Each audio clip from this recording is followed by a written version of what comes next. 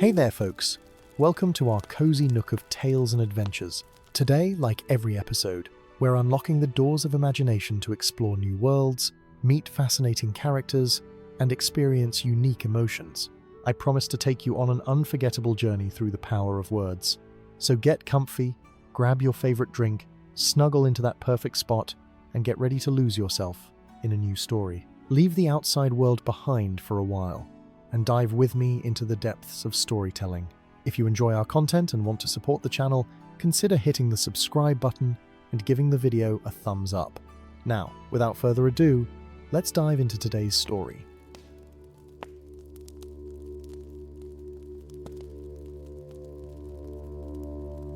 In the latter days of the Third Age, when shadow crept slowly across Middle-earth like a creeping frost, there came to the quiet village of Archet a rumour that troubled the hearts of its inhabitants. The village lay nestled at the edge of the Chetwood, a place where the borders of the Shire met the wilder lands of Bree, and its people were accustomed to the passing of strange folk along the East Road. Yet this rumour was different from the usual tales of brigands or unseasonable weather that occasionally disturbed their peace. It was said that lights had been seen dancing in the marshes to the north, pale and cold as winter stars, moving with a purpose that spoke of neither natural flame nor the honest lanterns of travellers. Children whispered of voices calling from the mists at twilight, sweet and sorrowful, beckoning the unwary to stray from safe paths.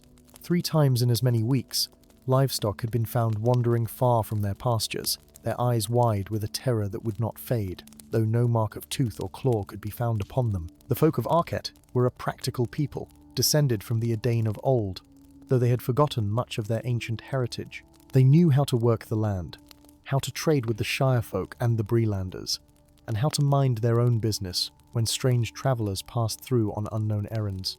But these new troubles unsettled them in ways they could not name, stirring memories that lived deeper than thought, echoes of ancient days when darkness had walked openly in the world. It was on a grey morning in late autumn, when the mist hung thick over the Chetwood and the last leaves clung stubbornly to their branches, that a tall figure appeared on the road leading into Archet.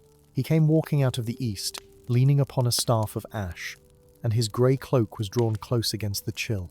To those who watched from their doorways, he seemed at first merely another traveller seeking shelter from the threatening weather. But as he drew nearer, the keener-eyed among them marked the quality of his bearing, the way the very air seemed to brighten slightly in his presence, and they knew him for what he was. Gandalf the Grey had come to Archet, though few there knew his name or the weight of authority he carried. To them, he was simply a wizard, one of those wandering folk who appeared when troubles brewed and vanished when their work was done, leaving behind only stories and the faint scent of pipeweed. The village headman, a stout fellow named Barrowman Fernie, came forth to greet him with a mixture of relief and apprehension. For while wizards could be useful in times of trouble, they also had a way of stirring up matters that might otherwise be left to settle on their own. "Good sir," Barrowman said, wringing his hands as was his habit when nervous, "we are honoured by your presence, though I confess we had not expected such a visitor. If you seek shelter from the weather, the Golden Perch has rooms enough, and my cousin keeps a good fire burning." Gandalf regarded the headman with eyes that had witnessed the rise and fall of kingdoms, though his voice when he spoke was gentle. "I thank you for your hospitality, Master Fernie, but I have not come seeking only shelter.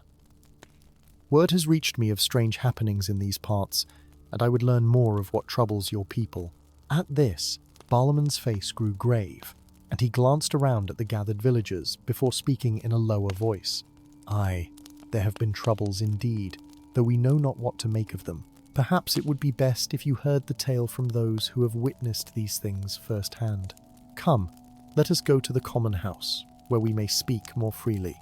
They made their way through the muddy streets of Archet, past houses of wood and stone that huddled together as if seeking comfort in proximity. The common house stood at the village centre, a sturdy building of oak beams and stone foundations that had weathered many winters. Inside, a fire crackled in the great hearth, and the warmth was welcome after the damp chill of the morning. Gradually, others joined them, summoned by children sent running through the village with word that the wizard wished to hear their stories. First to speak was Old Harding, a shepherd who had lived his entire life in the shadow of the Chetwood and knew every path and hollow for miles around. His weathered face was troubled as he recounted his tale. It was 3 weeks past, on a night when the moon was dark, that I heard them first. I was out searching for a ewe that had strayed, and the mist was thick as porridge. Then came the voices, soft and sad, calling names I did not recognize. They seemed to come from everywhere and nowhere at once. And my dog, brave creature that he is, would not take another step forward. He whined and pulled at his lead, trying to drag me back toward home. "And did you see anything?" Gandalf asked, leaning forward with keen interest. "Any shape or form in the darkness?" Harding shook his head slowly. "Nothing solid, if you take my meaning. But there were lights, pale blue they were, floating just above the ground. They moved like they had purpose, weaving back and forth as if searching for something. When I finally got home, I found my ewe in the fold, though I know I had checked there before I left. She was trembling something fierce, and her eyes held a look I've never seen in beast before, like she had gazed upon something that no living creature should see." Others came forward with similar tales. A farmer spoke of finding his plough horses half a mile from where he had left them, standing motionless in the pre-dawn darkness, frost upon their manes, though the night had been mild. A young woman told of hearing her name called from the marshes, spoken in a voice like her dead mother's, sweet and beckoning. Only the barking of the village dogs had broken the spell that drew her toward the treacherous ground. Gandalf listened to each account with patience, his fingers steepled beneath his chin, his eyes distant, as if seeing beyond the walls of the common house to some pattern invisible to mortal sight. When the last speaker had finished, silence fell over the gathering, broken only by the crackling of the fire and the whistle of wind through the eaves. At length, the wizard spoke, and though his words were measured, there was an edge of concern in his voice that sent shivers through his listeners. "What you describe bears the marks of an old evil, one that I had thought long banished from these lands. In the elder days, there were spirits that dwelt in lonely places, neither fully of the world nor wholly apart from it. They fed upon sorrow and confusion, luring the unwary into peril not through malice alone, but through a hunger that knows no satisfaction." "But surely such things are the stuff of old legends," protested Barlaman. "We are simple folk here, going about our simple lives. What would such creatures want with us?" Gandalf's gaze was grave. "All evil seeks to grow, Master Fernie, and even the smallest darkness, left unchecked, may spread until it blots out the sun. These spirits, if spirits they be, are drawn to places where the veils between worlds grow thin, where memory lingers in the land itself. Tell me, has anything changed in recent months? Any old barrows opened, any standing stones disturbed, any place long avoided suddenly frequented?" A murmur ran through the gathered villagers, and they exchanged uncertain glances. Finally, a young man stepped forward, his face flushed with shame. "I may have some knowledge of that," he admitted reluctantly. "My name is Oswald, and I work the land near the old cairnfield. 2 months past, I was digging post holes for a new fence line, and my spade struck stone. Curious, I dug deeper, and found what looked like the entrance to an old burial chamber. I thought perhaps there might be treasure within, something from the old days that would fetch a good price in Bree." "And did you enter this chamber?" Gandalf's voice was sharp now, cutting through the tension like a blade. Oswald hung his head. "I did, though I went no further than the entrance. The air within was foul, and I lost my nerve. But I left the entrance uncovered, thinking to return with help and proper light. I never went back, and I told no one until now." Gandalf rose to his feet, and suddenly he seemed taller, his presence filling the room with an authority that commanded respect. "Then we have found our answer, or the beginning of it. You have disturbed a barrow, young Oswald, and whatever slept within has awakened. These are no mere spirits that trouble your village, but something older and more dangerous. They are barrow wights, creatures of shadow that haunt the resting places of the dead, and they will not cease their hunting until they are driven back to their tombs or destroyed utterly." Fear rippled through the gathering like wind through grass, and many made signs against evil that their grandmothers had taught them. "But what can we do?" cried Barlaman. "We are not warriors or sorcerers. How can simple folk stand against such evil?" The wizard's expression softened slightly, and he placed a reassuring hand upon the headman's shoulder. "You need not face this alone. I have dealt with such creatures before, in darker days and more perilous places. But I will need your help, and that of any who have courage enough to face the unknown. We must go to this barrow, seal what has been opened, and lay to rest what has been disturbed. It will not be without danger, but it is the only way to restore peace to your lands. As night settled over Archet like a dark blanket, the common house remained lit against the encroaching gloom. Gandalf sat by the fire, smoke rising from his long pipe in contemplative spirals, while around him the bravest of the villagers gathered to hear his counsel. Outside, the mist had thickened until the houses across the way were merely suggestions in the murk, and an unnatural stillness hung over everything, as if the very air held its breath, in anticipation of what was to come. The wizard had spent the afternoon in preparation, and now before him on the rough wooden table lay an assortment of items that seemed mundane to the untrained eye, yet carried significance that only the wise could discern. There were bundles of dried herbs gathered from the margins of the chetwood, their sharp scent filling the room with an astringent clarity. Beside them lay several torches wrapped in cloth that had been soaked in oils whose recipe was older than the kingdoms of men. A small pouch of salt, consecrated by words of power, sat next to a length of iron chain that bore no rust, despite its obvious age. "We will go at dawn," Gandalf announced, his voice cutting through the nervous murmuring of the assembled villagers. "The wights are creatures of shadow and twilight, and their power wanes when the sun climbs high. But make no mistake, they will not surrender their hunting ground easily. What we face tomorrow requires not only courage, but discipline.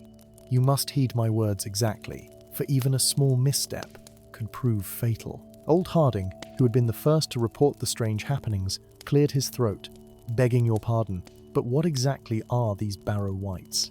I've heard tales, of course, old stories told to frighten children, but I always thought them nothing more than fancy." Gandalf drew deeply on his pipe, and for a moment his eyes seemed to look back through vast stretches of time. "They are evil spirits that inhabit the bodies of the long dead," he said quietly. "In the ancient days, when the kingdoms of Arna stood proud and strong, great lords and warriors were laid to rest in barrows throughout these lands. Their tombs were sealed with powerful enchantments meant to preserve the honor of the dead and protect the living from what might stir in such places. But as the years passed and the kingdoms fell to ruin, those protections weakened. Into the emptied shells of the dead crept things of malice, drawn from the dark places of the world by the lingering sadness and glory that clung to those ancient bones." He paused, letting his words sink in before continuing. "The wights that now trouble your village are neither living nor wholly dead. They exist in the spaces between, and they hunger for the warmth and light of living things. Their voices mimic those you have loved and lost. Their forms shift in the darkness to appear as whatever might draw you close. Once in their grasp, they drain not merely life, but the very essence of what makes you mortal, leaving behind only an empty husk that may itself become a servant of shadow." A woman near the back of the room made a sign against evil, and several others followed suit. Oswald, the young man whose curiosity had begun this trouble, sat with his head bowed, guilt written plainly across his features. "I never meant to bring such evil upon us," he said, his voice barely above a whisper. "I was only thinking of making my fortune, of providing better for my family. How could I have known?" Gandalf's gaze upon him was stern but not without compassion. "Ignorance is no shield against consequence, young man, but neither is it unforgivable. The old places of power demand respect, whether we understand them or not. The barrows were sealed not merely with stone but with intention, with wards placed by those who knew well the dangers of disturbing the dead. When you broke that seal, you announced to whatever dwelt within that the way was open, that the barriers between their realm and ours had been breached. What can we do to make it right?" Oswald asked, lifting his head to meet the wizard's eyes. "I will go with you tomorrow, no matter the danger. This is my doing, and I must face the consequences." The wizard nodded slowly, a hint of approval in his expression. "That is well spoken, and your courage does you credit. Yes, you will come with us, for you have seen the entrance and can guide us true.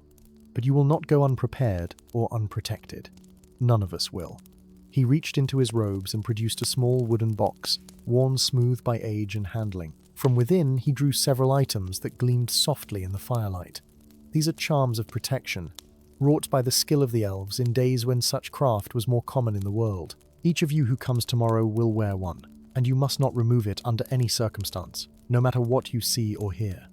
The wights will try to deceive you, to make you doubt your senses and your purpose. These tokens will help guard your minds against their enchantments, One by one, he distributed the charms, small silver leaves bound with fine wire, each inscribed with characters that seemed to shimmer and shift in the dancing light.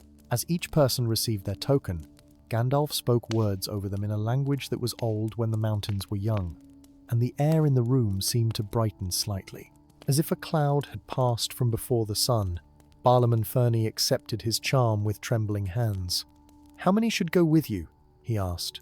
"Every able-bodied man in the village would volunteer, I warrant, though most would be trembling in their boots while doing so." "Numbers alone will not serve us in this task," Gandalf replied. "Too many, and we risk confusion, and the whites feed upon fear and uncertainty. I think 6 will suffice, 7, including myself. Oswald must come, as we have discussed. Old Harding as well, for his knowledge of the land will prove invaluable, and his years have given him a steadiness that younger men might lack. Who else among you has experience with the wild places, who can keep their head when the darkness presses close?" Gradually, the company was assembled. Beside Oswald and Harding stood 3 more men of the village. Aldwyn, a woodsman who knew every tree and trail in the Chetwood. Cuthbert, a blacksmith whose strength and practical nature made him a valuable companion. And young Bertram, barely past his 20th year but possessed of a keen eye and quick reflexes that had served him well as a hunter. The 6th member of their party was a surprise to many, for it was Mara, the young woman who had nearly been lured into the marshes by the voice that mimicked her dead mother. "I will go," she insisted, her jaw set with determination when Barlaam protested. "It called to me specifically, used my mother's voice to try to draw me to my doom. I would face this evil and show it that I am not so easily deceived a second time. Besides," she added with a flash of spirit, "I am as good a shot with a bow as any man here, and better than most." Gandalf studied her for a long moment, then nodded his approval. "Courage takes many forms, and yours is as true as any I have seen. You shall come, Mara, daughter of Archet, and I think your presence will prove more valuable than you know." The whites often underestimate the strength of women, a mistake that has proven fatal to many servants of darkness throughout the ages. As the night deepened and the plans were laid, Gandalf instructed his companions in what they must do and what they must avoid. "Speak no word once we enter the barrow itself, unless I give you leave," he commanded. "The whites can twist your voice, use your own words against you. Carry fire, for they fear the true flame. But do not be deceived by lights that may appear within the darkness, for those are their lures and their traps. Above all, stay together. They will try to separate you, to isolate the weakest among you. Resist this with all your will." He showed them how to arrange the torches, which must be lit in a specific order, and how to scatter the consecrated salt to form a barrier that the whites would find difficult to cross. The iron chain, he explained, would be laid across the entrance once they had completed their work inside, sealing the barrow anew with bonds both physical and spiritual. All these things they practiced late into the night, until every member of the company knew their role by heart. As midnight approached and the gathering finally began to disperse, each person heading to their home to snatch what sleep they could before the dawn, Gandalf remained by the fire. Mara lingered as well, and after the others had gone, she approached the wizard with a question that had been troubling her. "You speak of these whites with great knowledge," she said softly. "Have you truly faced such creatures before? The way you describe them, the way you seem to understand their nature, it is as if you have walked in their very presence." The wizard was silent for a time, gazing into the flames as if reading there the pages of long memory. "I have walked in many dark places," he said at last, "and seen evils both ancient and new. Yes, I have faced the barrow whites before, in the downs south of Bree where they are most numerous. I have seen what they can do to the unprepared, how they can twist hope into despair and courage into terror. That is why I take these precautions, why I speak so gravely of the danger we face. But I have also seen them defeated, driven back into the darkness from which they came. They are powerful, but they are not invincible, and they can be overcome by those who stand firm in the light." Dawn came slowly to Archet, the sun seeming reluctant to climb above the eastern hills, as if it too sensed the grim work that lay ahead. The mist that had cloaked the village through the night began to thin and scatter, though wisps of it still clung to the low places like the remnants of troubled dreams. In the common house, Gandalf and his chosen companions gathered in the grey pre-dawn light, their faces showing the weariness of a sleepless night, but also a grim determination that spoke well of their courage. Each member of the company wore the silver charm that Gandalf had provided, the elven leaves catching what little light filtered through the windows and seeming to glow with a gentle radiance of their own. They had dressed warmly, for autumn in these lands could turn bitter without warning, and none knew how long their task might take. Stout boots, heavy cloaks, and leather gloves completed their preparations, along with the various implements that Gandalf had specified the night before. Cuthbert the blacksmith carried the iron chain coiled over his broad shoulder, its weight seemingly nothing to his muscular frame. Aldwin bore a bundle of the specially prepared torches, while Bertram had strapped to his back a leather pack containing the herbs, salt, and other materials they would need. Mara carried her bow and a quiver of arrows, though Gandalf had cautioned her that ordinary weapons would prove of limited use against creatures of spirit. Still, he had not forbidden it, and the familiar weight of the weapon gave her comfort. Old Harding held a stout walking staff carved from rowan wood, and Oswald clutched a spade, the very tool that had first broken the seal of the barrow. At Gandalf's instruction, he would use it to help restore what he had disturbed. The wizard himself carried only his staff and a leather satchel, whose contents he had not revealed, though those who stood near him could smell strange and potent herbs emanating from within. As the first rays of true sunlight broke through the dispersing mist, Gandalf surveyed his small company with eyes that had seen the valor of great warriors and the courage of simple folk in equal measure. "You are ready," he said simply. "Remember all that I have told you, and do not let fear master your actions. Fear is natural and even wise in the face of true danger, but it must not control you. Now, let us be off. The sooner we complete this task, the sooner your village may know peace again." They set out northward, leaving the last houses of Archet behind, and striking into the wild lands beyond. Old Harding led the way, his knowledge of every path and game trail proving invaluable as they navigated through the increasingly rough terrain. The Chetwood loomed to their left, its ancient trees standing like silent sentinels, while to their right the ground fell away toward the marshes where the ghostly lights had been seen. The morning was quiet, unnaturally so. No birds sang in the branches, no squirrels chattered their warnings at the passing of humans. Even the wind seemed muted, as if nature itself had drawn back from the taint that had spread from the opened barrow. The company walked in silence, each lost in their own thoughts, stealing glances at the countryside that had suddenly become strange and threatening despite its familiarity. After perhaps an hour of walking, they climbed a low rise and came upon the cairnfield that Oswald had spoken of. Here, scattered across several acres of rough grassland, stood dozens of ancient burial mounds, their shapes softened by centuries of wind and rain, but still clearly recognizable as the work of human hands. Most were small, no more than a man's height, but a few rose taller, marking the resting places of chieftains or heroes of ages long past. The very air here felt different, heavier somehow, laden with memory and sorrow. Gandalf paused at the edge of the field, leaning upon his staff and surveying the mounds with a thoughtful expression. "These are the tombs of the Dunedain," he said quietly, "the men of the West, who came across the sea in the elder days. They were a great people once, tall and wise and strong, and they established kingdoms in this land that endured for thousands of years. But those kingdoms fell at last, brought down by war and pestilence and the long decay of the world, and their glory faded into legend."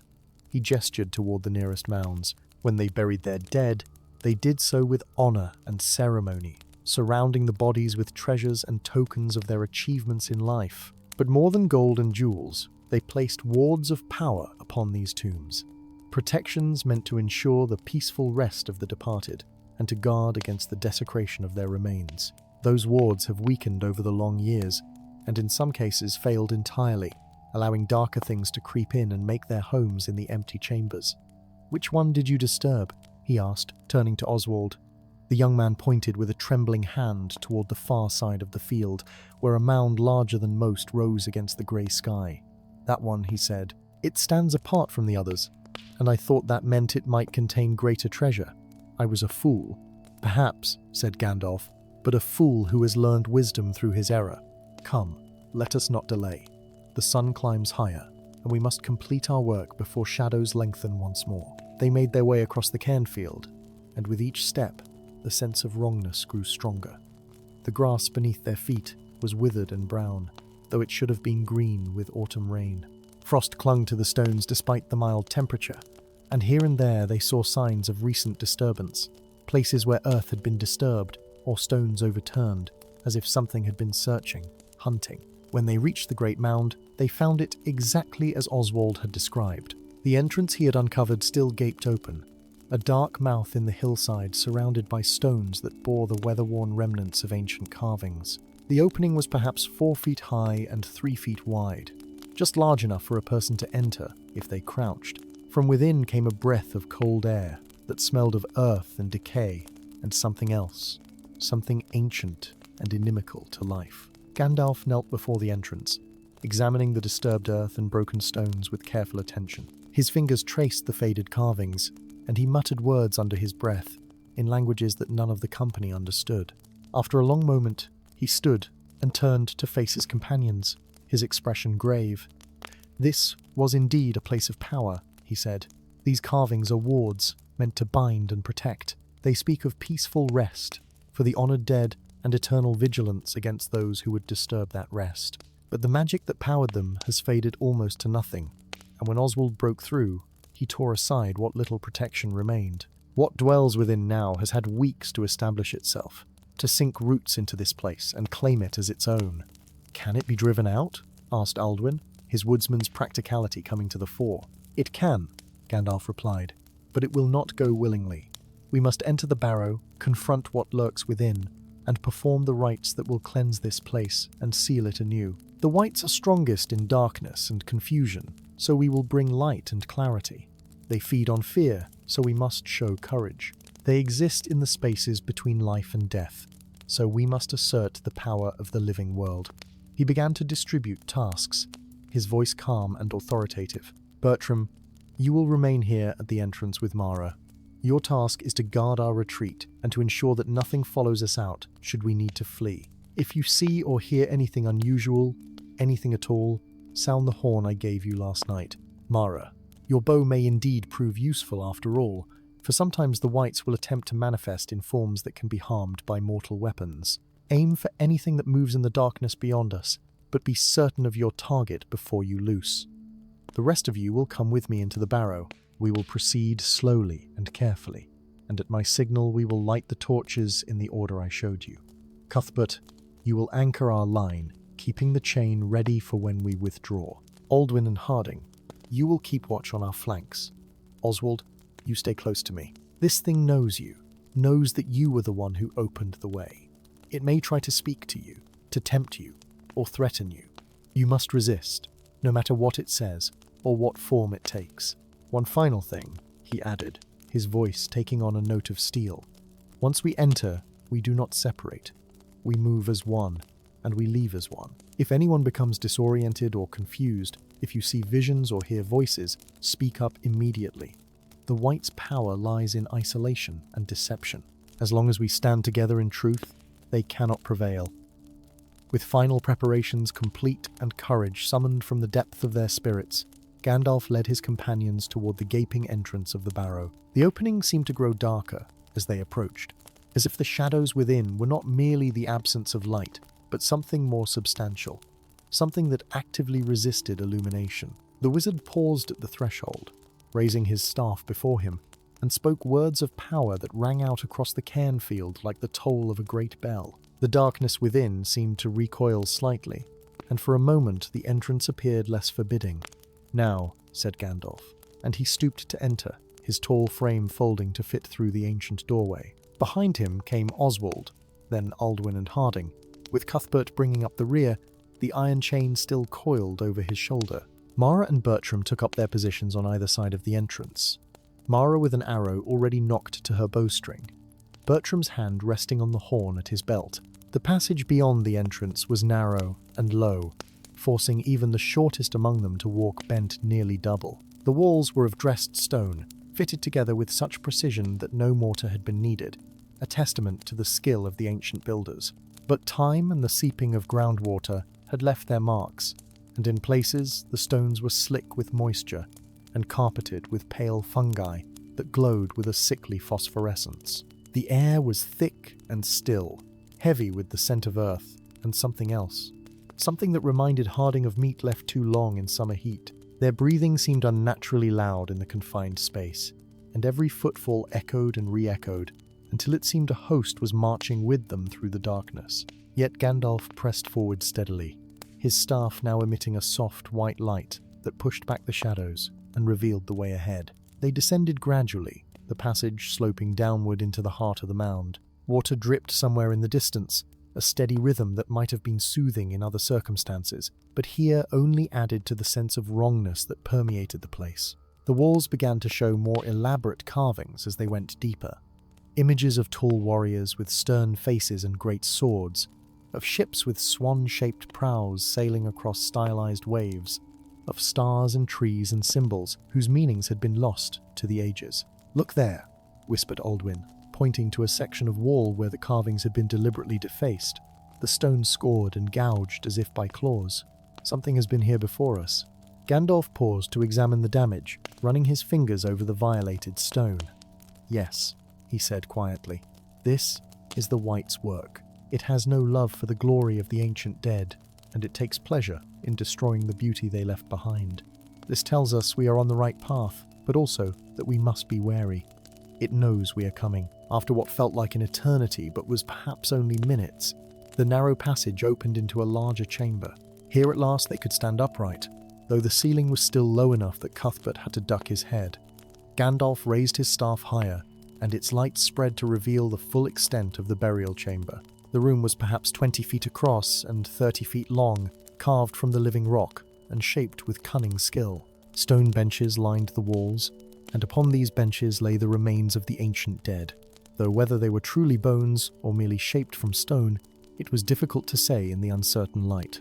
In the center of the chamber stood a great stone bier, and upon it lay what had once been a warrior of rank, still clad in armor that had been bright once, but now was dark with age and corruption. Around the bier were scattered the grave goods that had accompanied the warrior into death.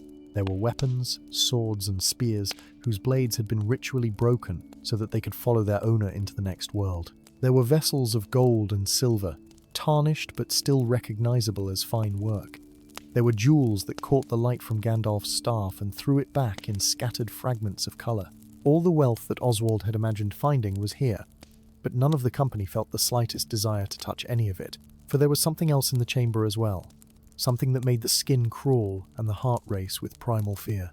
The very air seemed wrong, thick and oppressive, and the shadows in the corners of the room did not behave as shadows should. They seemed to move of their own accord, sliding along the walls like living things, reaching out with dark tendrils toward the intruders who had dared to enter this forbidden place. "It is here," Gandalf said, his voice low and tense. "Do not look directly at the shadows. Keep your eyes on the light. Aldwin, Harding, now is the time. Light your torches as I showed you." With trembling hands, Aldwin drew forth one of the specially prepared torches and held it toward Gandalf's staff. The moment the torch touched the wizard's light, it burst into flame. But this was no ordinary fire. The flames burned white and clean, and where their light fell, the shadows recoiled as if burned. Harding lit his own torch from Aldwin's, and suddenly the chamber was filled with a brightness that seemed to drive back not merely darkness, but despair itself.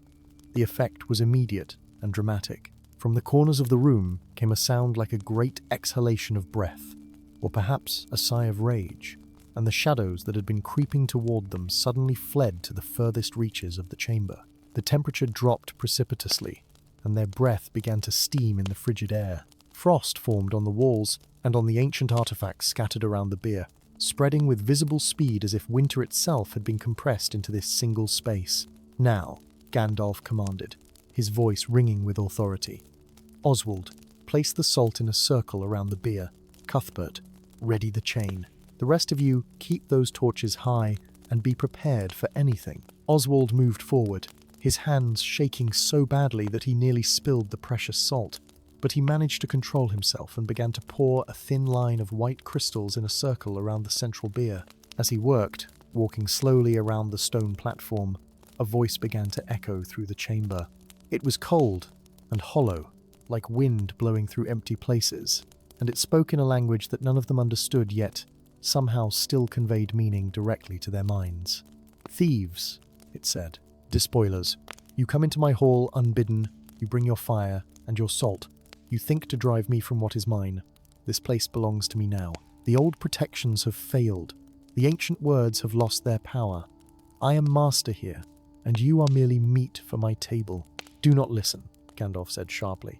"It seeks to frighten you, to make you lose focus. Continue your work, Oswald. Complete the circle." But the voice grew louder, more insistent, and now it began to change, to take on tones and inflections that struck directly at the hearts of those who heard it. To Aldwin, it spoke in the voice of his father, dead these 10 years, calling him a failure and a disappointment. To Harding, it whispered in the voice of his wife, gone these many winters, begging him to join her in death so they could be together again. To Cuthbert, it screamed in the voice of a child he had once failed to save from drowning, accusing him of murder.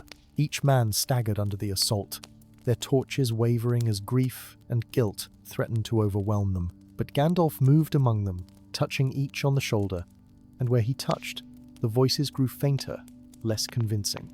"Remember," he said, "remember who you are and why you are here. These are lies, shadows of your own fears given voice. The truth is what stands before you now, your companions at your side, your purpose clear and good." Oswald completed the circle of salt and stepped back, stumbling slightly as his own demons assailed him. The voice now spoke to him in his own tones, mocking him for his greed, telling him that he would never be anything more than a foolish boy who had brought doom upon his village. But as he fell back toward Gandalf, the wizard caught him and steadied him, and the elf charm at his throat grew warm against his skin. "Well done," Gandalf said. "The circle is complete. Now comes the harder part." He moved to the very edge of the salt circle and planted his staff before him, both hands gripping it firmly. The light that had been shining from its tip suddenly blazed brighter, so bright that the others had to shield their eyes. In that terrible brightness, the shadows in the corners of the room were driven entirely away, and for a moment the ancient chamber looked as it must have looked when it was first sealed, clean and dignified and at peace. But the respite was brief, for the white was stronger than Gandalf had anticipated, fed by weeks of freedom and the fear it had already sown throughout Archet. The blazing light from the wizard's staff flickered and dimmed slightly, and from the darkness beyond the chamber's walls came a sound like grinding stone, like the earth itself groaning in torment. The frost on the walls began to spread more rapidly, creeping across the floor toward the salt circle, and the temperature dropped even further until their very bones ached with the cold. Then, with a rush of fetid air that extinguished Harding's torch and sent the others sputtering, the white manifested fully. It rose from behind the stone bier like smoke coalescing into form, and what form it took struck terror into every heart. The shape was vaguely man-like, but wrong in every proportion, too tall and too thin, with limbs that bent at angles that no living creature could achieve. Its face, if face it could be called, was a pale oval that shifted and changed with each moment, now showing the visage of the ancient warrior whose tomb this was, now the features of loved ones lost, now a blank and terrible emptiness that was worse than any specific horror. About its form clung tatters of darkness that writhed like living things, and where those tatters touched the stone they left marks of corruption, black stains that seemed to eat into the very rock. Its eyes, when they could be seen through the shifting mask of its face, burned with a cold light like corpse candles in a graveyard, and its voice, when it spoke again, was no longer merely an echo, but a physical presence that pressed against them like a great weight. "You dare to bind me," it said, and the words came not from any visible mouth but from the air itself, from the stones, from the very darkness that still lurked beyond the reach of their lights. "You dare to think your little circle of salt and your borrowed fire can hold me, I who walked in darkness before the sun was made, I who fed upon the despair of kingdoms, I who have dwelt in the cold places between life and death, for ages beyond your reckoning." Gandalf stood firm, though the strain of maintaining his staff's light was evident in the tightness of his jaw and the sweat that beaded on his brow despite the terrible cold. "You are ancient, yes," he said, his voice clear and strong despite the oppressive presence that filled the chamber. "But you are not as ancient as you claim. You are a servant of shadow, one of the many that crept into the world when Morgoth broke the lamps and brought darkness upon Arda. You have power, yes, but it is borrowed power, stolen power, the dregs of greater evils that have long since been cast down. And like all thieves, you fear those who come to reclaim what you have taken. The Wight's form rippled and changed, growing larger and more menacing, and now it showed not one face but many, a horrible amalgamation of all the dead whose rest had been disturbed over the long centuries. From its shifting shape came voices, a chorus of lamentation and rage that seemed to fill every corner of the chamber. "We are Legion," the voices cried. "We are all the forgotten dead, all the unavenged betrayals, all the sorrows that were never comforted. We are the weight of history, the burden of memory, the price of mortality. You cannot stand against us, little wizard. Your light will fail, your strength will ebb, and we will take you as we have taken so many others. We will empty you of warmth and hope and leave you as hollow as these ancient stones." As if to demonstrate its power, the Wight reached out with one of its impossible limbs toward the salt circle. The very air where it passed seemed to darken and wither, and when its extremity touched the barrier, there was a flash of light and a sound like breaking glass. The salt crystals where it made contact blackened and turned to ash, and a gap appeared in the circle's protection. Oswald cried out and stumbled backward, for the Wight's attention had fixed upon him with terrible intensity. "Yes," it whispered, its voice now almost gentle, almost kind. "The one who opened the way. The one whose curiosity and greed gave me passage into the world of light. You belong to me, child of clay. You invited me forth, and now you must pay the price of your invitation." The young man's face had gone deathly pale, and his legs trembled so badly that he could barely stand. The elf charm at his throat glowed brightly, but even that protection seemed insufficient against the Wight's focused malevolence. He swayed on his feet, and his eyes began to glaze over as the creature's will pressed down upon his own, like a great stone crushing the life from a sapling. But before the Wight could complete its domination, Gandalf moved with speed that belied his apparent age. He stepped between Oswald and the manifestation, his staff blazing anew with such brilliance that even through closed eyelids, the others could see nothing but white light. His voice when he spoke was no longer merely that of an old man, but something greater, something that carried the weight of authority granted by powers that had shaped the world in its youth. "I am a servant of the secret fire, wielder of the flame of Anor," he declared, and his words seemed to shake the very foundations of the barrow. "You shall not pass. You shall not take this one, or any other, while I stand. Your dominion here is ended. The light has come into your darkness, and the darkness shall not overcome it." The Wight recoiled as if struck, its form wavering and becoming less substantial. But it rallied quickly, drawing upon reserves of malice that ran deep as the roots of mountains. It began to circle the group, moving with unnatural speed around the edges of the chamber, and as it moved it cast forth illusions and phantasms. The walls seemed to close in, the ceiling to press down, the floor to tilt and heave like a ship in storm. The faces of the dead on the benches around the room appeared to turn toward them, and their stone eyes seemed to open and regard the intruders with accusation and hunger. Aldwin, whose torch had remained lit, found his grip on the weapon, faltering as visions assailed him. He saw his father standing in the corner of the chamber, the old man's face twisted with disappointment. "You were never the son I hoped for," the apparition said. "You chose the wild woods over the family farm. You let the land fall to ruin. You let me die alone and unmourned. Now you come here playing at hero, but you are no more than you ever were, a wanderer without purpose or worth." The woodsman's torch dipped dangerously low, threatening to set his cloak alight, but Cuthbert reached out and steadied his arm. "Remember Gandalf's words," the blacksmith said, his own voice shaking but determined. "These are lies. Your father was proud of you. He told everyone in the village how his son knew the forest better than any man alive.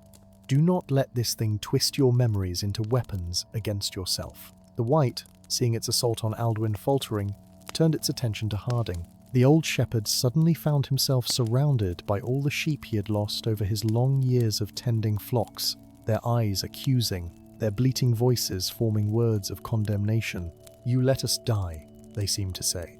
"One by one we fell to wolves and weather and disease, and you could not save us. What makes you think you can save yourself now?" But Harding, who had lived long enough to know that loss was part of life, shook his head slowly.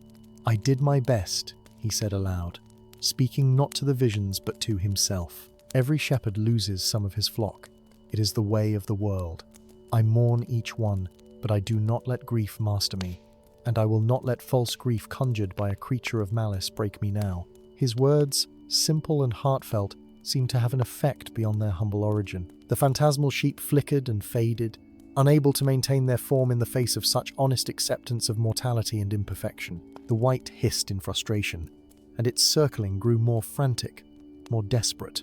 Gandalf, still maintaining his position between the company and the creature, began to chant in a language that predated the kingdoms of men, words that spoke of light and growth and the eternal renewal of life. With each phrase, the light from his staff grew brighter, pushing back the darkness inch by inch. He reached into his satchel with his free hand and drew forth a handful of the herbs he had prepared, and as he scattered them upon the ground they burst into flame, white and clean, adding their light to his own. "The circle must be restored," he called to Oswald. "The salt, quickly now while it is distracted by my working. Close the gap before it can widen further." Oswald, shaking off the last vestiges of the white's influence with visible effort, fumbled for the pouch of salt at his belt. His hands were numb with cold and trembling with fear, but he managed to draw it forth and pour a line of crystals across the gap where the barrier had been breached. As the last grain fell into place, there was a sound like a great bell tolling, and the entire circle blazed with light, the salt crystals glowing as if each one contained a fragment of the sun itself. The white shrieked, a sound so terrible that all who heard it felt as though their very souls might shatter. It was the cry of something ancient being denied its prey, the rage of hunger that had known satisfaction and now faced deprivation once more. The creature's form, which had been growing more solid and terrible with each passing moment, suddenly wavered and became translucent, the darkness that composed it flickering like a candle flame in a harsh wind. But it was not yet defeated. Drawing upon the deepest wells of its malice, the white began to change its tactics. If it could not break their physical defenses, it would assault their spirits more directly. The chamber itself seemed to respond to its will, and the very stones began to weep with moisture that stank of corruption. The carvings on the walls animated, and the stern warriors depicted there seemed to turn their faces toward the company with expressions of accusation and wrath. "You defile this place with your presence," the white hissed, its voice now coming from a dozen directions at once. "These are the halls of the honored dead, and you bring your living stench into their rest. The warriors whose bones lie here were greater than you will ever be. They conquered kingdoms, they broke armies, they shaped the destiny of nations. And you are nothing but insects, crawling things that live for a moment and are forgotten. What right have you to stand in their presence?" For a moment, the weight of those words seemed to press down upon the company with terrible force. They were indeed simple folk, farmers and craftsmen and woodsmen standing in the tomb of ancient nobility. What business did they have here, presuming to challenge forces they barely understood? The doubt crept into their hearts like poison, sapping their strength and will. But Gandalf's voice cut through the despair like a blade through shadow. "Do not listen to its lies," he commanded. "The dead who rest here were indeed great in their day, but they were also mortal, as you are mortal. They knew fear and doubt. They knew failure and loss. They knew the weight of responsibility and the burden of choice. What made them great was not the absence of weakness, but the courage to act despite it. And that same courage lives in you now, in this moment, as you stand against evil in defense of your homes and your people." He raised his staff higher, and the light that shone from it seemed to take on a new quality, warmer and more golden, like the first light of dawn breaking over distant hills. In that light, the visions that the white had conjured began to fade, and the chamber's true nature reasserted itself. It was old, yes, and filled with the weight of ages, but it was not evil in itself. It was merely stone and earth, shaped by hands long turned to dust, meant to honor the dead and provide them peace. The white, sensing its hold weakening, made one final desperate assault. It abandoned all pretense of form and became a pure wave of darkness, a wall of shadow that crashed against the salt circle like a storm surge against a seawall. The barrier held, but barely, and cracks began to appear in the glowing line of protection. The temperature plummeted so dramatically that the very air seemed to freeze, and ice began to form on their clothes and in their hair. Now, Gandalf shouted over the howling void. The herbs, all of you, cast them into the circle. The blacksmith, the chain, lay it across the threshold. This is the moment when we banish this evil, or fall before it. Each member of the company reached for the pouches they carried, hands clumsy with cold, but driven by desperate determination. They flung the dried herbs toward the center of the chamber, toward the stone bier, where the ancient warrior lay. As the plants touched the ground within the salt circle, they burst into flame, not consuming fire but purifying light that spread like water across the floor. The effect was immediate and dramatic. Where the light touched, the frost melted away, and the stones seemed to sigh with relief, as if a great weight had been lifted from them. The darkness that was the white recoiled from the spreading illumination, pulling back toward the furthest corners of the chamber, seeking any shadow that might provide sanctuary. Cuthbert moved to the entrance of the burial chamber, uncoiling the iron chain from his shoulder. The metal was heavy and cold in his hands, and as he began to lay it across the threshold, he could feel a vibration running through it, as if the chain itself recognized the importance of what was being done. The iron had been blessed by Gandalf with words of binding, and now those words took effect, each link glowing with a faint blue light that spoke of ancient craft and power. The white, trapped between the advancing light from within and the barrier of iron without, let forth another terrible cry. This time, however, there was a note of desperation in it, almost of pleading. It began to speak again, but now its voice was different, shifting between tones and inflections so rapidly that it was difficult to follow. "Please," it said, and the voice was that of a child, lost and frightened. "Do not cast me out. I am alone in the darkness. I have been alone for so long. Let me stay where there is warmth, where there are the memories of life and light. I mean no harm. I only wish not to be forgotten, not to fade entirely into the void." Some among the company felt their hearts moved by this piteous plea. Was the creature truly evil, or was it merely a lost thing, clinging to existence in the only way it knew? But Gandalf's expression remained hard and unmoved. "These too are lies," he said flatly. "The white knows nothing of compassion or fellowship. It speaks now of loneliness, only because it knows that pity is a door through which it might creep back into your hearts.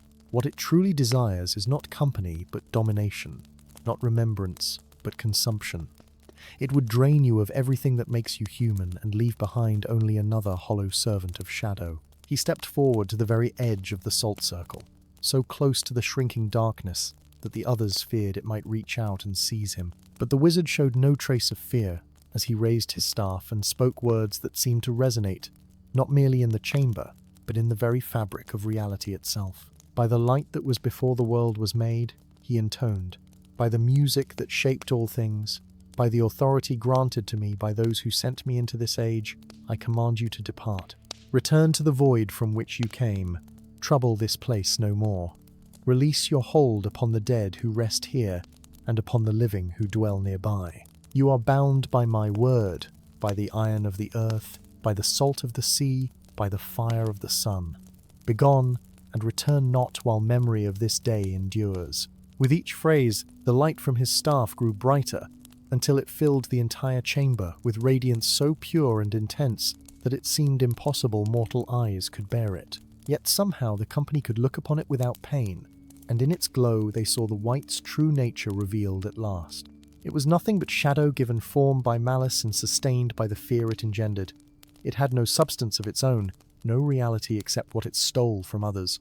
And now, confronted by light and truth, and the united will of those who stood against it, that stolen reality was being stripped away, layer by layer. The creature made one last attempt to resist, gathering the remnants of its power for a final strike.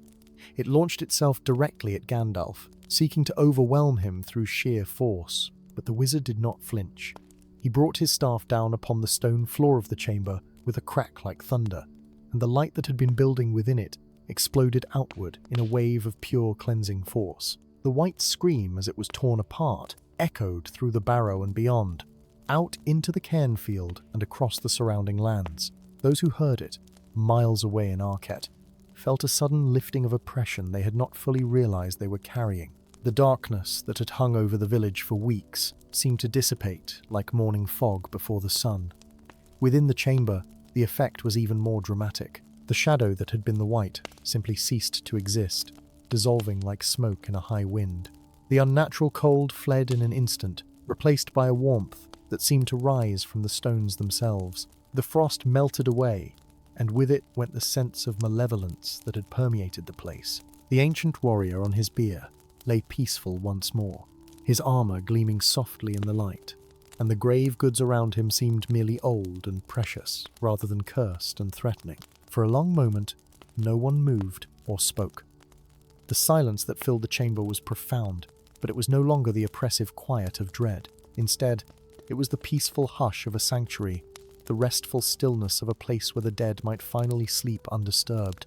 The company stood transfixed, scarcely believing that the ordeal was truly over, that they had faced such evil and emerged victorious.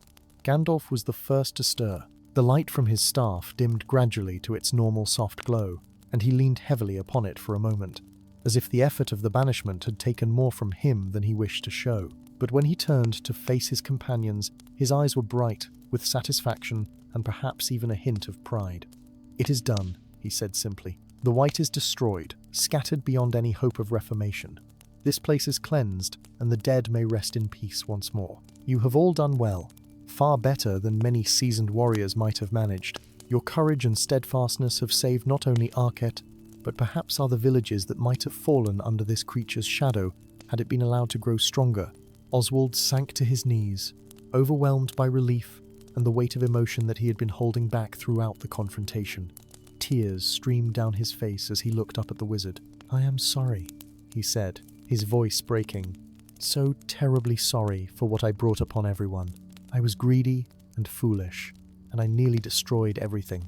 Gandalf moved to the young man's side and placed a hand upon his shoulder. "You made a mistake," he said gently. "A grave one. Yes, but you have also done more than most to correct it. You faced your fear.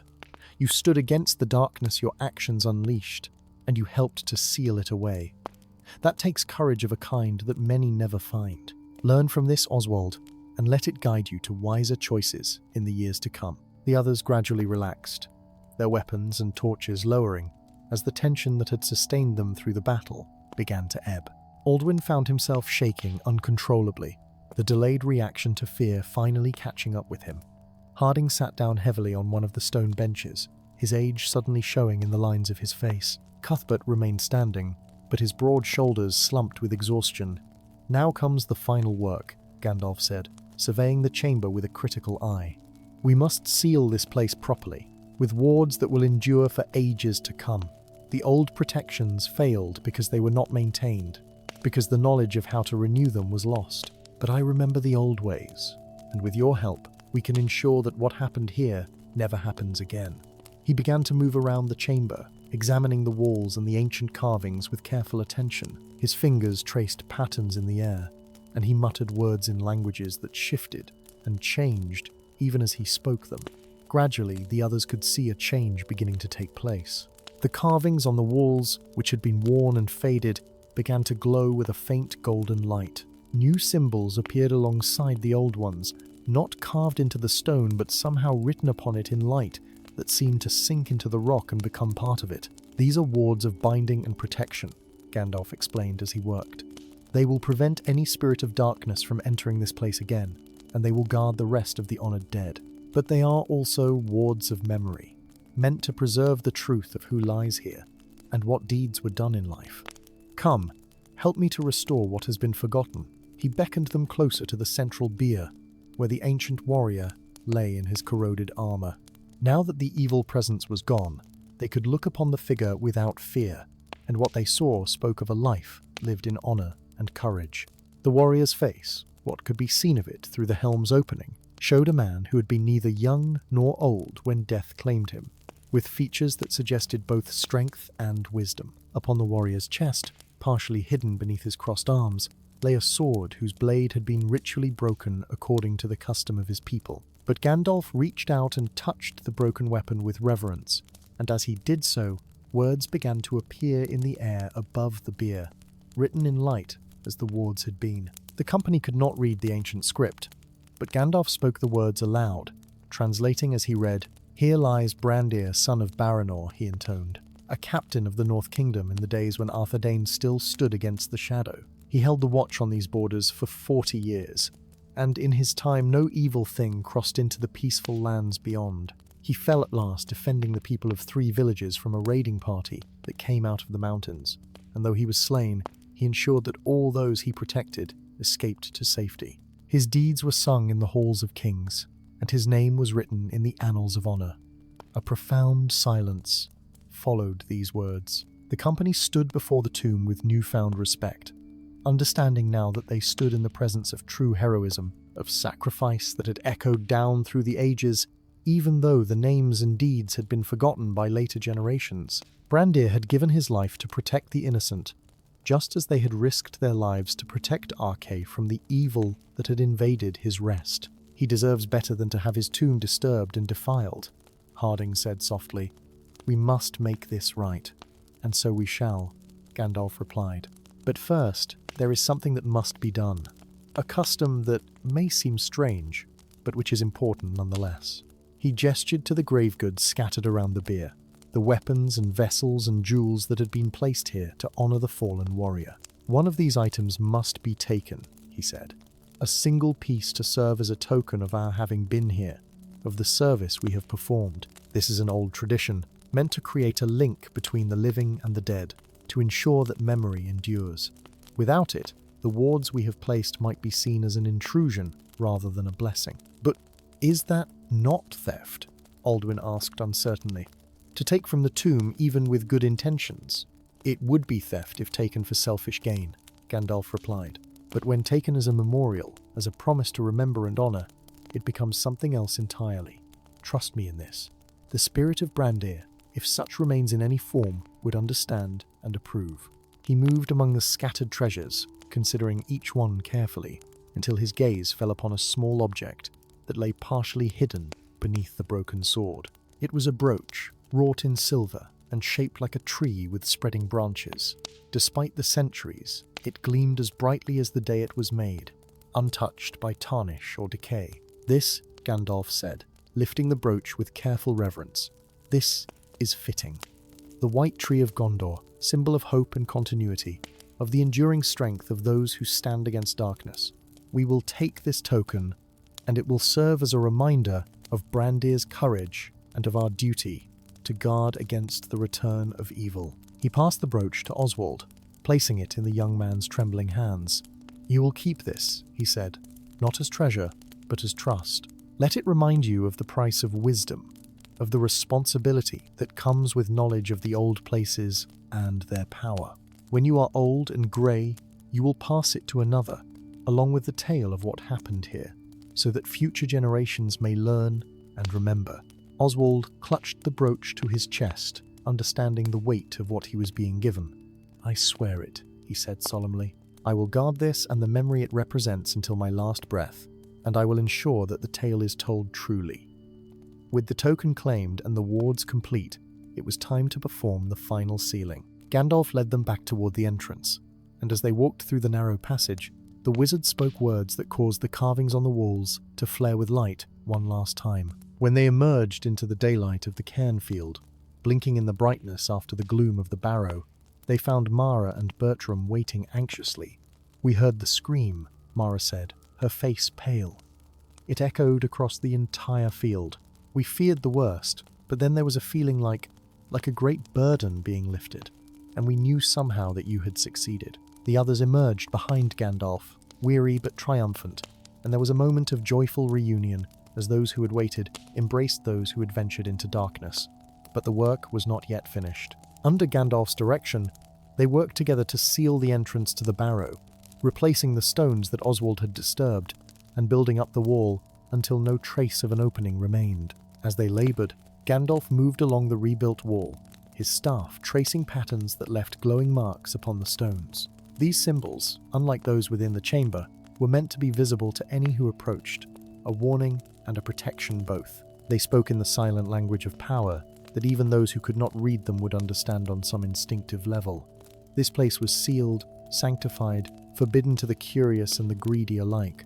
The work took several hours, and by the time they finished, the sun had climbed to its zenith and begun its slow descent toward the western horizon. The cairnfield, which had seemed so threatening and oppressive in the morning, now appeared peaceful and even beautiful in the autumn light. The grass, which had been withered and brown, already showed signs of recovery, small shoots of green emerging through the frost-killed blades. The very air felt cleaner, lighter, as if a poison had been drawn from the land itself. When the last stone was set in place and the final ward inscribed, Gandalf stepped back and surveyed their handiwork with a critical eye. He nodded slowly, satisfaction evident in his expression. "It is well done," he said. "This barrow will stand undisturbed now for ages to come. The wards I have placed will not fade as the old ones did, for they are bound not merely to stone and word, but to the memory of what transpired here today. As long as the tale of this deed is told, as long as Brandir's sacrifice and your courage are remembered, these protections will endure." He turned to face the company, his weathered face softening with something that might have been affection. "You have earned your rest, all of you. Let us return to Archet, where I suspect you will find a rather warmer welcome than the one I received this morning. Word of what we have accomplished here will spread quickly, and your people will want to celebrate their deliverance from fear." The journey back to the village seemed much shorter than the morning's trek, perhaps because they walked now in hope rather than dread, or perhaps because the land itself seemed to welcome their passage. Birds had returned to the trees, their songs filling the air with cheerful melody. A deer watched them pass from the edge of the chetwood, curious rather than fearful. Even the quality of the light seemed different, golden and warm where it had been grey and cold. As they crested the final rise before Archet, they saw that the entire village had turned out to greet them. Word had indeed spread, carried perhaps by that mysterious means through which such news always travels in close-knit communities. The villagers had felt the moment of the Whites' destruction, had sensed the lifting of the shadow that had oppressed them for weeks, and they had understood that Gandalf and his brave companions had succeeded in their perilous task. Barlaam Fernie stood at the head of the crowd, and when he saw them approaching, he let out a cheer that was immediately taken up by everyone assembled. The sound rolled across the fields like thunder, a joyous noise that spoke of relief and gratitude and hope restored. The company found themselves surrounded by well-wishers, hands reaching out to clasp theirs, voices raised in praise and thanksgiving. Through the crowd, Gandalf caught sight of children who had been too frightened to play outside for weeks now running freely, their laughter bright as bells. He saw farmers who had been losing hope, looking toward their fields with renewed determination.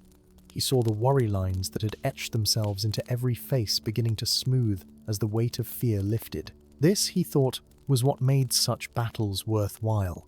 Not glory or recognition, but the simple restoration of peace to those who deserved to live without terror. The celebration that followed was spontaneous and heartfelt. Tables were brought out into the village square, and food appeared as if by magic, each household contributing what they could to create a feast worthy of the occasion.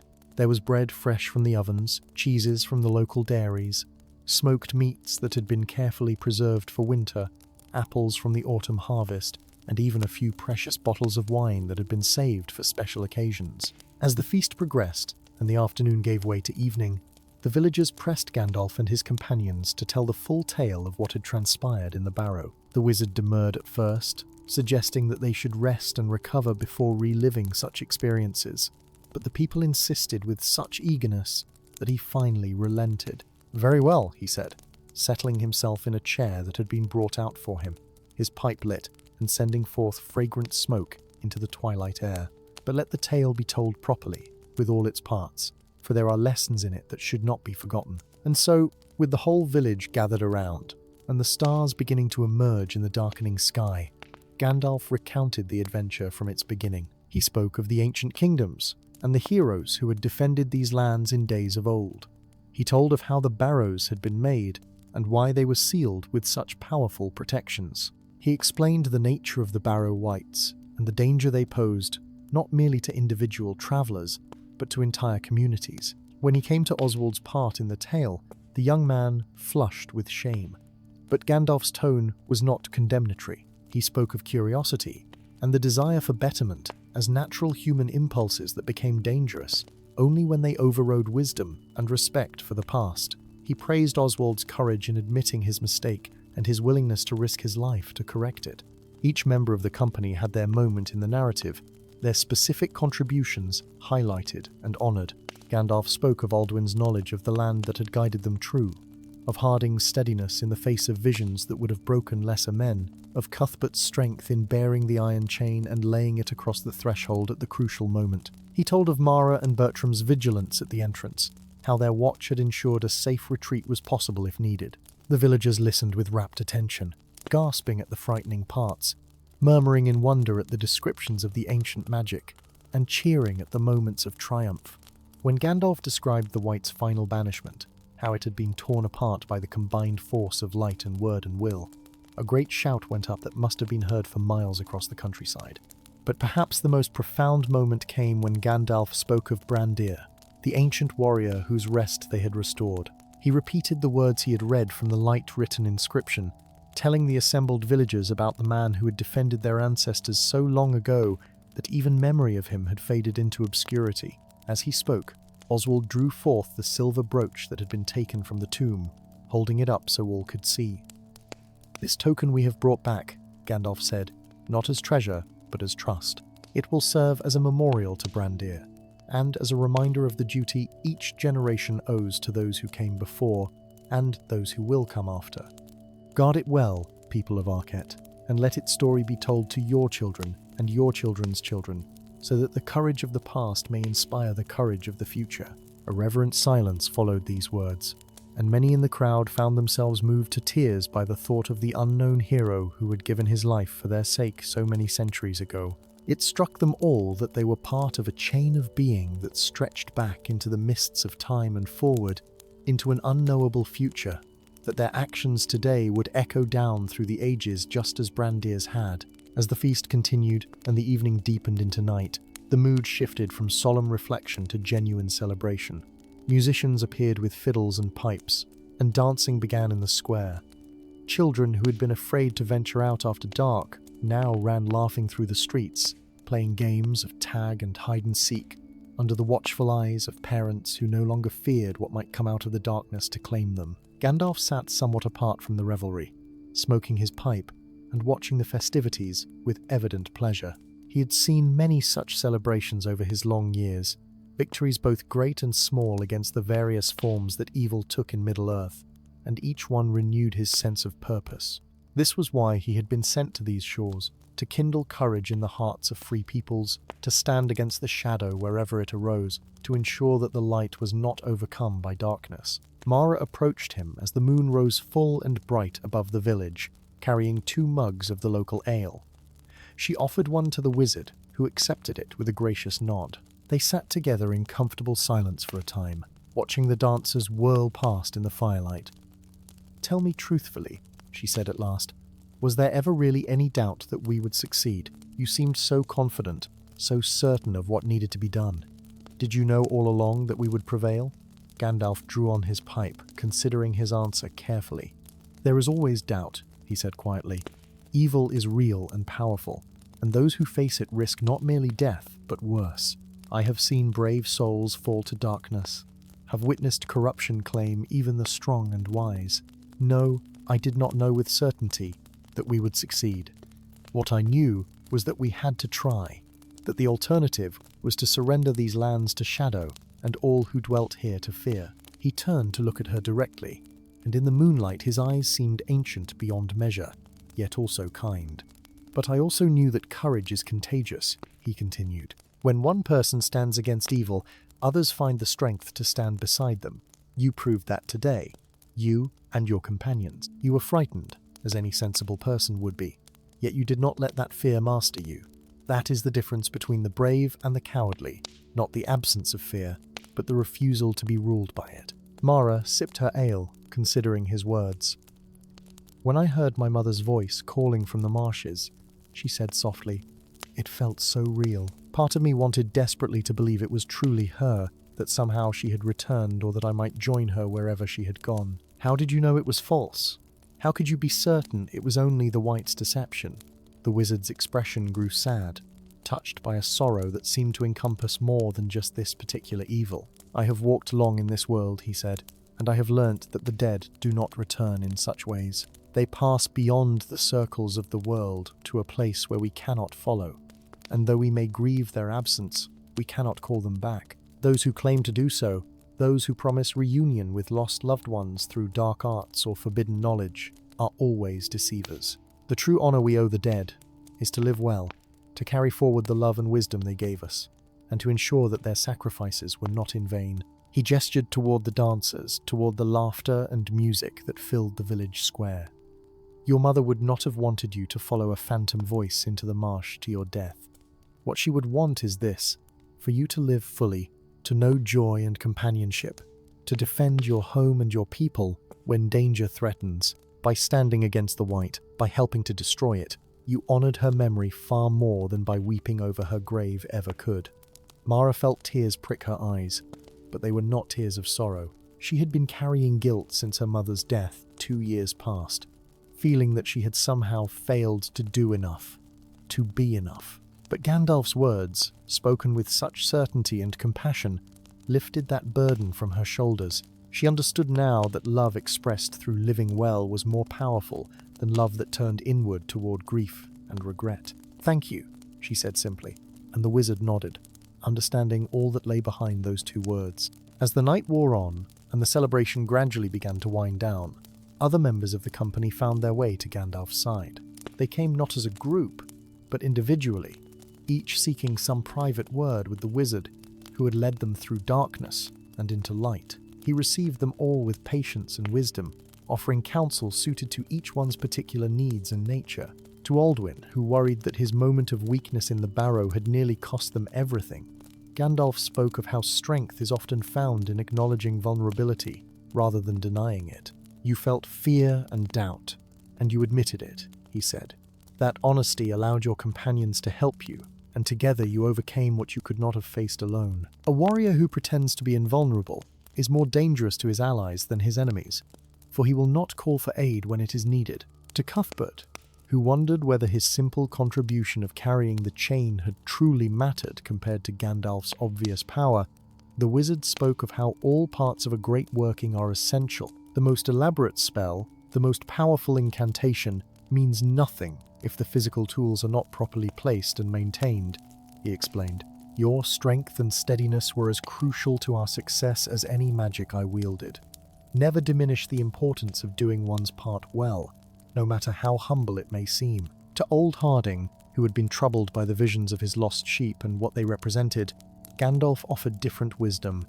"You have lived long enough to know that life includes loss," he said. "Every shepherd loses some of his flock. Every farmer sees some crops fail. Every person watches those they love pass beyond reach. The White tried to use your experience against you, to turn your acceptance of natural loss into a weapon of despair. But you recognized the lie. You understood that acknowledging loss is not the same as being defeated by it. That wisdom comes only with years, and it served you well in the darkness." Even Bertram, who had remained outside the barrow and thus felt he had not truly participated in the victory, received Gandalf's attention. The wizard found the young man standing somewhat apart from the celebration, his expression thoughtful and perhaps a bit melancholy. "You think you did not face the real danger," Gandalf said, sitting down beside him. "You think that standing guard was less courageous than entering the tomb." Bertram nodded reluctantly. "I wanted to prove myself," he admitted, "to show that I was as brave as the others. Instead, I stood in the sunlight while they faced evil in the dark." Gandalf smiled slightly. "And if they had needed to flee? If the White had proven too powerful, and they had come running from that barrow with darkness at their heels, you and Mara would have been the last line of defense, the ones who would have had to stand and buy them time to escape, even if it cost you your lives. You were placed where you were, because I trusted you to do what was necessary, if the worst came to pass. Sometimes the hardest courage is the courage to wait, to maintain your post, when every instinct screams at you to abandon it, to trust that your role, however distant from the visible action, is vital to the whole." The young man's face brightened with understanding, and he returned to the celebration with renewed confidence. his sense of having somehow failed replaced by recognition of duty well fulfilled.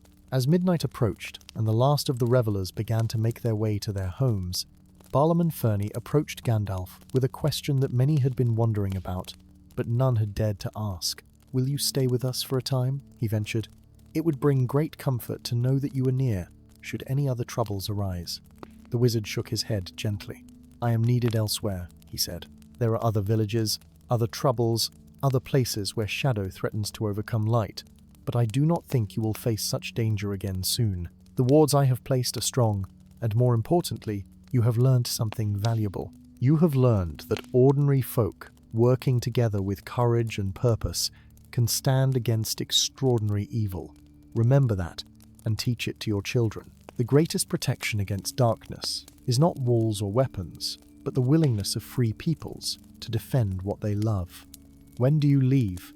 the headman asked, though he already knew the answer. "At dawn," Gandalf replied. "I have already been here longer than I intended, and the road calls to me. But before I go, there is one more thing that must be done." He rose from his chair and called for the company to gather around him one final time. When they had assembled, including those who had guarded the entrance while others ventured inside, he regarded them with an expression that held both gravity and warmth. "You have done a great deed today," he said, "and that deed should be marked and remembered. In the ancient days, those who accomplished such tasks were given names that spoke of their achievements. I think that custom should be renewed here and now." He turned to Oswald first. "You shall be known as Oswald the Redeemed," he said, "for you faced the consequences of your actions and turned error into opportunity for heroism. Let your name remind others that mistakes need not define us if we have the courage to make amends." To Aldwyn he said, "You shall be Aldwyn Trueheart, for in the moment of greatest trial you remained honest about your fear, and thus allowed others to help you stand firm." To Harding the Steadfast, "For you drew upon a lifetime of wisdom to resist deception." To Cuthbert Chainbearer, "For you bore the weight of protection and placed it well." To Mara the Unyielding, "For you resisted the cruelest temptation and chose duty over the false promise of reunion." And to Bertram the Watchful, "For you maintained your post and proved that vigilance is its own form of valor." Each of them felt the weight and honor of their new names, understanding that they had been marked by their experience in ways that would follow them for the rest of their lives. Other villagers would ask about those names, and the tales would be told again and again, passing into the folklore of Archet, to be remembered when all the participants had long since passed into the same rest that Brandir now enjoyed. The celebration finally ended in the small hours of the morning, with the last guests stumbling home to their beds, and the square falling quiet, save for the crackling of dying fires. Gandalf remained sitting in his chair, watching the stars wheel overhead, and smoking the last of his pipe tobacco. He thought of all the similar vigils he had kept over the long years, all the villages he had helped, and the evils he had confronted, and he wondered how many more such battles lay ahead before his task in Middle-earth was complete. Dawn came gently to Archet, the first light of morning painting the eastern sky in shades of rose and gold. Gandalf stood at the edge of the village, his travelling cloak fastened and his pack secured, ready to resume the wandering that was both his duty and his nature. He had declined offers of a bed the night before, choosing instead to spend those final hours in contemplation beneath the stars, and now he seemed as fresh as if he had enjoyed a full night's rest. The company gathered to see him off, along with many other villagers who had risen early to bid farewell to the wizard who had saved them from shadow.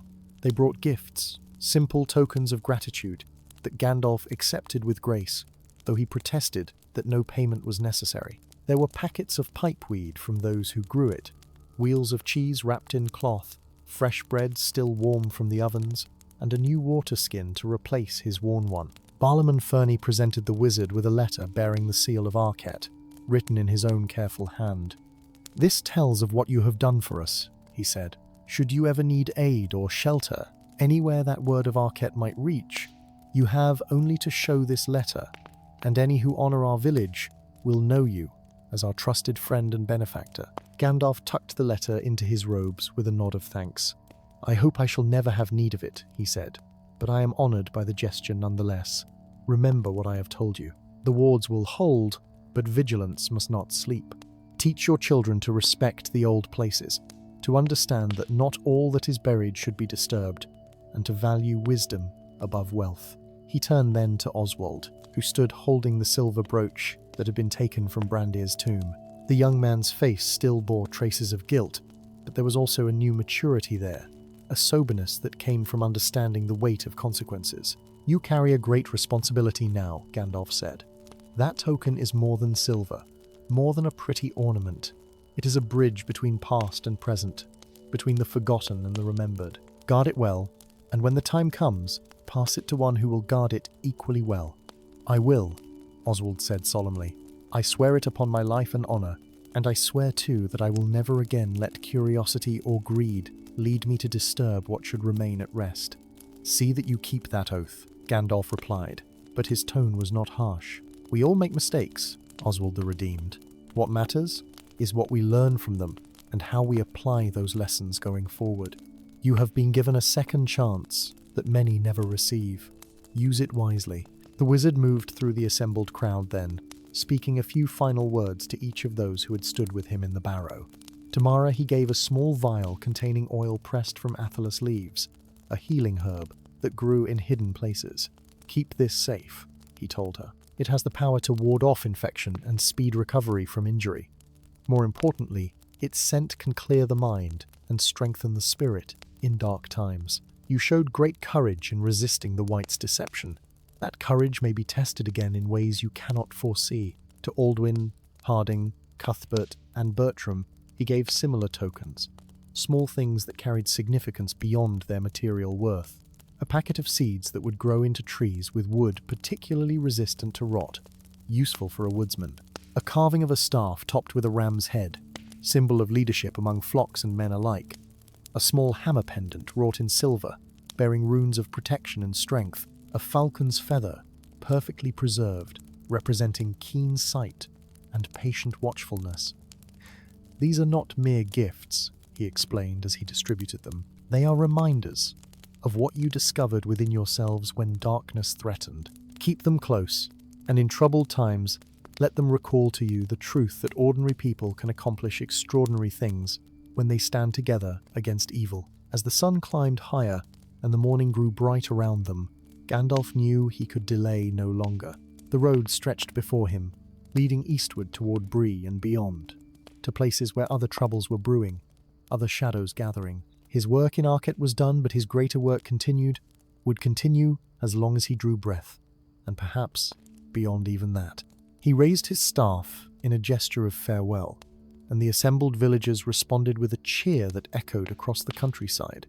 Children waved, women wiped away tears, and men stood with hands raised in salute. The company that had ventured into the barrow stood together at the front of the crowd, and in their eyes Gandalf could see that they understood something profound had changed within them. They were no longer merely farmers and craftsmen and villagers. They had faced evil and prevailed, and that experience would mark them for the rest of their days. As he walked away from Archet, following the road that wound through fields now free of shadow, Gandalf thought about the nature of heroism and how it was often found in unexpected places.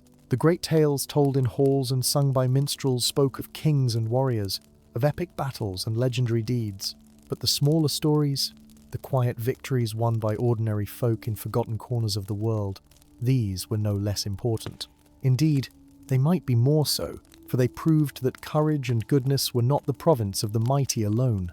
Behind him, life in Archet was already returning to its normal rhythms. Farmers headed to their fields, secure in the knowledge that no ghostly lights would lure them into danger. Shepherds drove their flocks to pasture without fear of mysterious terrors. Children played in the woods and marshes that had been forbidden to them for weeks. The shadow had been lifted, and though the memory of it would remain, it no longer had power over their lives. In the years that followed, the tale of Gandalf and the Barrow White became one of Archet's most treasured stories. It was told on winter nights when families gathered around their hearths, passed down from parents to children and grandchildren. The names that Gandalf had bestowed became part of the village's heritage, and those who bore them were respected for their courage and looked to for leadership in times of trouble. The silver brooch remained in Oswald's keeping for many years, and he proved true to his word. He became known throughout the region as a man of wisdom and integrity, one who counseled caution when others were tempted by the lure of quick wealth from forgotten places. When he grew old and felt death approaching, he passed the brooch to his youngest daughter, who had inherited his curiosity but also learned from his mistakes. She in turn guarded it and eventually passed it to another. And so the token travelled down through the generations, always accompanied by the tale of Brandir the ancient hero and the brave villagers who had restored his rest. The barrow itself remained sealed and undisturbed. The wards that Gandalf had placed proved strong and enduring, and there were no more reports of ghostly lights or voices calling from the darkness. The cairnfield became once again merely a feature of the landscape, a reminder of ancient days but not a source of fear.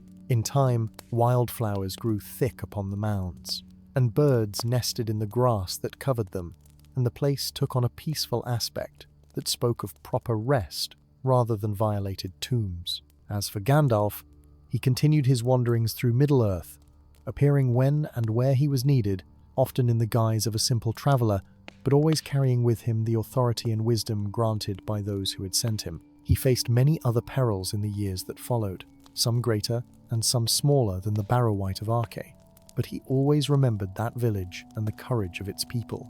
Sometimes, when he sat alone beneath the stars in wild places far from civilization, he would draw forth his pipe and smoke, and his thoughts would turn to Oswald and Mara, to Aldwyn and Harding and Cuthbert and Bertram.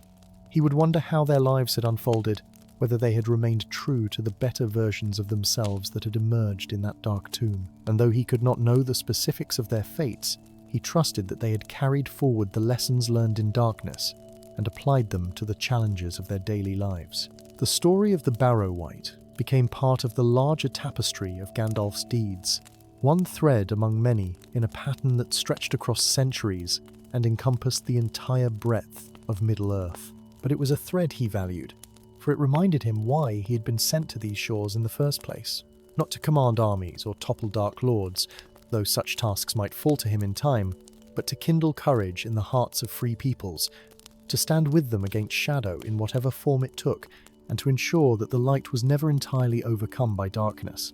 And so he walked on through the morning, his grey cloak blending with the autumn mist, his staff tapping a steady rhythm on the road. Behind him, Archet was safe. Ahead lay unknown dangers and untold adventures, but Gandalf the Grey walked without fear, sustained by the knowledge that in every corner of Middle-earth, in every village and town and city, there lived people capable of extraordinary courage when their homes and loved ones were threatened. That knowledge was armour against despair, a shield against the creeping certainty that evil must ultimately triumph. The road stretched before him, winding through the wild lands toward Bree and beyond. Somewhere ahead, other troubles waited, other shadows gathered. Other people needed the help that only a wandering wizard could provide. And Gandalf, servant of the secret fire, wielder of the flame of Anor, walked on to meet them, ready once more to stand between the darkness and the light. Thus ends the tale of Gandalf and the Barrow-wight of Archet, a story of how evil was faced and defeated not through great armies or legendary weapons, but through the courage of ordinary folk who refused to surrender their homes to shadow. Let it be remembered alongside the greater tales of Middle-earth, for in its way, it speaks as truly of heroism and sacrifice as any song of ancient kings.